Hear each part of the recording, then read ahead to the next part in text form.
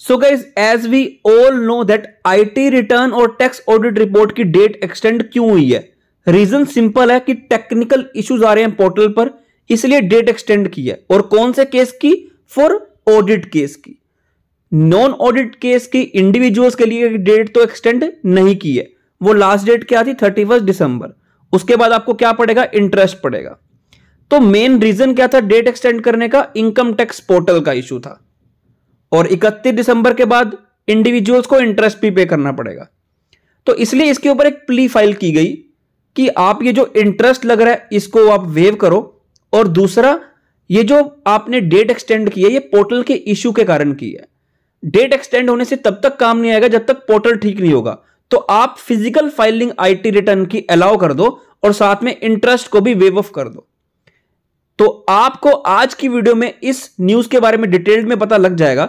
सो अगर आप चैनल पे नए हैं तो चैनल को सब्सक्राइब कर लो, बेल बटन को प्रेस कर लो और टेलीग्राम को ज्वाइन करना मत भूलना। वहां पर आपको ये सारे नोटिफिकेशन मिल जाते हैं, link is in description. But उससे पहले गाइस, अगर आपने ये वीडियो नहीं देखी है जीएसटी में कि आपको क्रेडिट कैसे क्लेम करना है 2A के बेसिस पर या 2B के बेसिस पर दिसंबर 21 के लिए, वीडियो लग जाएगी आई बटन पर, जाके देख लेना, काफी रेलेवेंट रहेगी आपके लिए।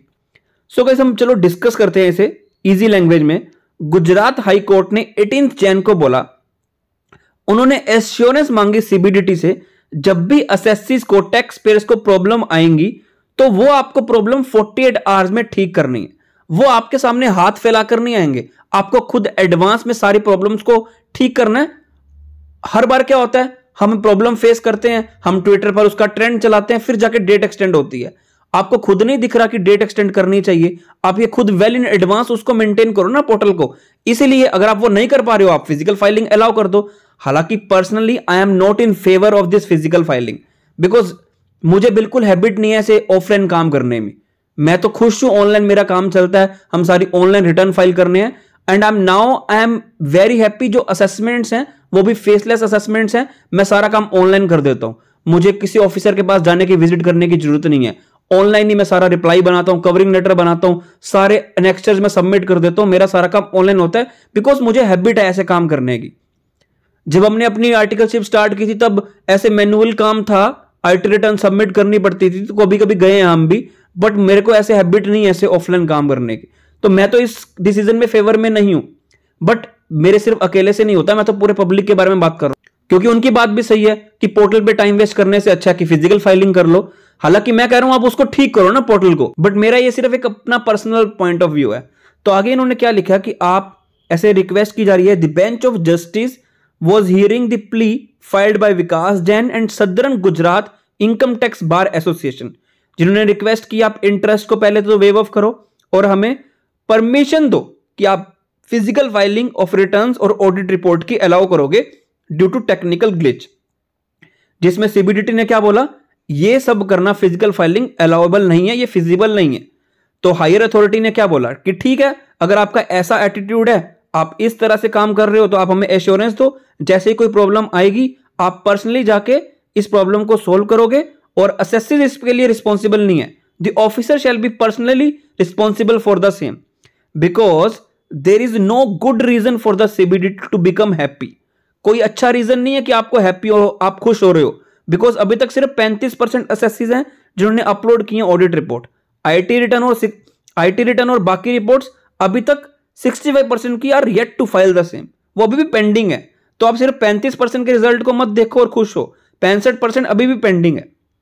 और साथ में कोर्ट ने क्या बोला, कोर्ट ने सीबीडीटी से एश्योरेंस मांगी कि आपको जो भी प्रॉब्लम आएगी आप वेल इन एडवांस खुद देखोगे, वो आपके पास ऐसे हाथ जोड़ के नहीं आएंगे, आपको विद इन 48 आवर्स को इसको रिजोल्व करना है। With this the court directed the CBDT, court ने बोला सीबीडीटी को आप एफिडेविट फाइल करो कि आप असेसिस की प्रॉब्लम को टेक केयर करोगे।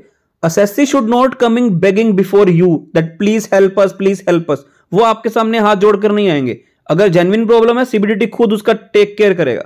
तो मेन जो प्ली फाइल की गई है वो 3 बातें ध्यान रखी जा रही हैं इसमें।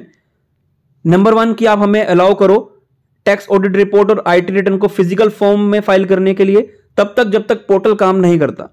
आई बिलीव पोर्टल जल्दी सही से काम करने लग जाए ताकि ये फिजिकल फाइलिंग का प्रॉब्लम्स आए ही ना, क्योंकि मैं तो इस डिसीजन में फेवर में नहीं हूं, क्योंकि अब बहुत डिफिकल्ट लगता है जाके ऑफलाइन काम करना।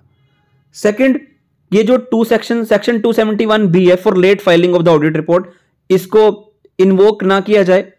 थर्ड, पेंडिंग एडमिशन या pending final disposal of this petition, जब तक फाइनल डिसीजन नहीं आता, रिस्पोंडेंट्स को डायरेक्ट किया गया कि आप इस टैक्स ऑडिट रिपोर्ट को फिजिकल फॉर्म में अलाउ करो टू जुडिशनल अथॉरिटीज फाइल करने के लिए, कि वहां पर हम सबमिट कर दे और आप उसे एक्सेप्ट करो। सो गाइस, आपको क्या लगता है, क्या physical filing of IT return से या टैक्स ऑडिट रिपोर्ट से प्रॉब्लम सॉल्व हो जाएगी? जब तक पोर्टल ठीक नहीं होगा कब तक कुछ नहीं होगा। Considering the present situation due to corona pandemic, ये फिजिकल फाइलिंग वाला आइडिया बिल्कुल वेस्ट लग रहा है मुझे। आपको पोर्टल ही ठीक करना पड़ेगा, और अगर आपका पोर्टल ठीक नहीं कर रहा तो आपको अगर डेट भी एक्सटेंड करनी पड़े तो आप अपने आप खुद कर दो, बिना हमें बोले कि हमें रिक्वेस्ट करना पड़े, ट्विटर पर ट्रेंड चलाना पड़े। सो आई बिलीव आपको वीडियो काफी रेलेवेंट लगी होगी। अगर आपको वीडियो में कुछ भी चलेगा तो लाइक शेयर कमेंट करना मत भूलना। Till then good bye.